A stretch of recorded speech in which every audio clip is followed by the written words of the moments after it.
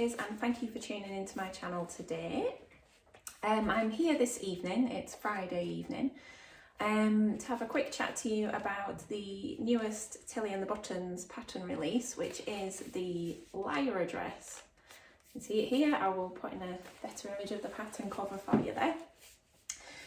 So this came out on Wednesday of this week, and as you can see, I've made a version of my own. So I'll quickly show you.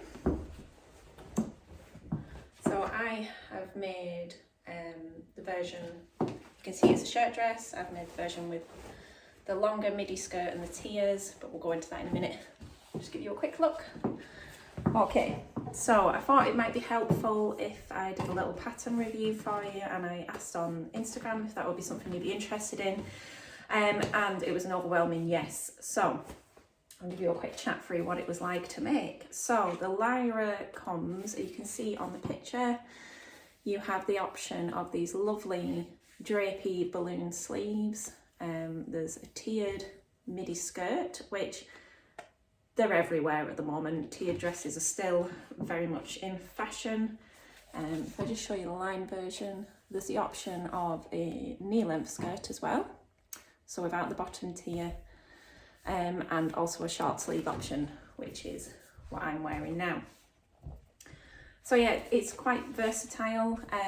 It's a shirt dress down to the waist, and then the skirt is attached, and there's an optional tie belt with little belt loops, which I opted for because, probably as I've mentioned before, I don't like things that aren't fitted at the waist and prefer to be able to draw them in.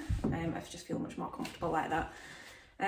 But I've seen it already made up both ways, and it looks great on other people. So it costs £15.50 for the paper version, and if you go onto Tilly's website you can download it in digital format for £11.50. So you can print that in A0 format as well. You get the A0 files included, and I think for the two size ranges, one is 2 pages and one is 3 pages. Now this is a first for Tilly and the Buttons because they have now introduced a new sizing range. The paper pattern runs from a UK 6 to a UK 24. So that's from a 30-inch bust to a 48-inch bust. And then there is now a new size band available on PDF only, which is a UK 16 to a UK, can't remember, 34. So that runs from a 42 to a 60-inch bust. There's a little bit of crossover between the two. So between sizes 16 and 24 are available on both size bands, but that's because they are drafted slightly differently. The larger size band has more room in the bust and in the tummy. So if you usually have to do a full bust adjustment, you might find that some of the legwork's been done there for you. So it will be really interesting to see in time how well that's received within the sewing community, but it's obviously a really positive step towards better size inclusivity. And Tilly has had the pattern images shot on different shapes of models as well, which is fab because we want to normalise all sorts of different body types. So I am there for that. So for my version, I have used this cotton lawn. The pattern is for lightweight wovens. You want something that's going to drape well, because there's a lot of movement in the skirt, so I wouldn't necessarily recommend something stiff. You want like a nice lightweight, like a viscose or a cotton lawn, or maybe like a lightweight linen blend, or even a lightweight denim would work nicely. Something that's really going to carry those tiers and flow nicely, because you don't want that skirt to be over structured, or it could just stick out too straight.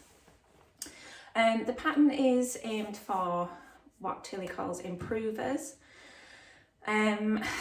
It's not a beginner level pattern. There's too many techniques to make it a beginner pattern. But if you're wanting to progress, it's probably a good place to try some new techniques. In short, basically, you're going to be looking at, there is a collar if you can see, and a collar stand and a placket and buttonholes. There's darts in the side, gathers on the waist. So there's quite a few technical kind of shirt making details up to this point, and then in the skirt you've got basically just gathers to contend with.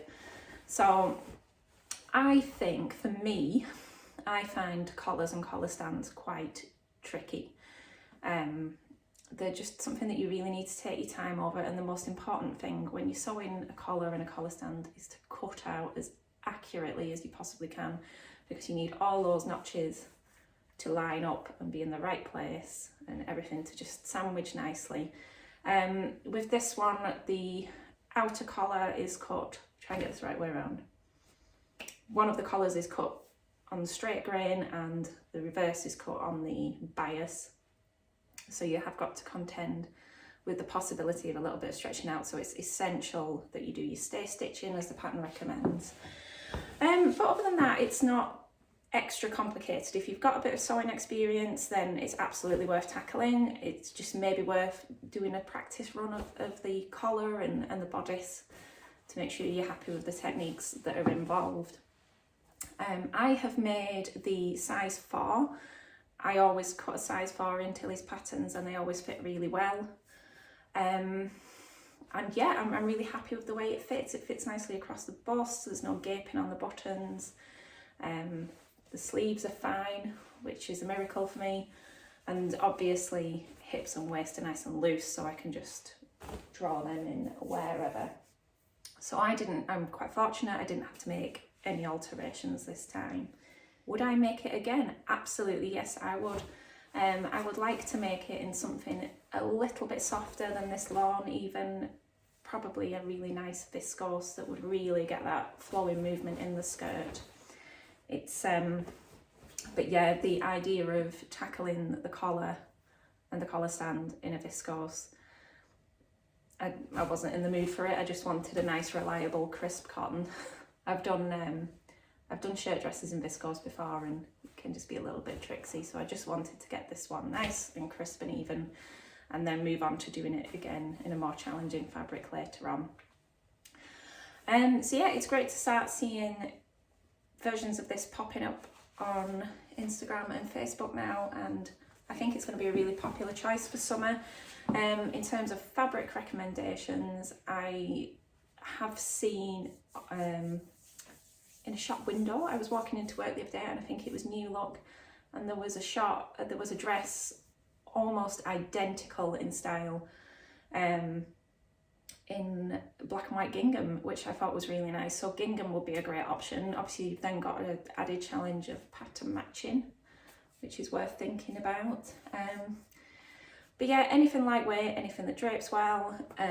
If you're anything like me, pick a busy print and you can lose your mistakes. Top tip.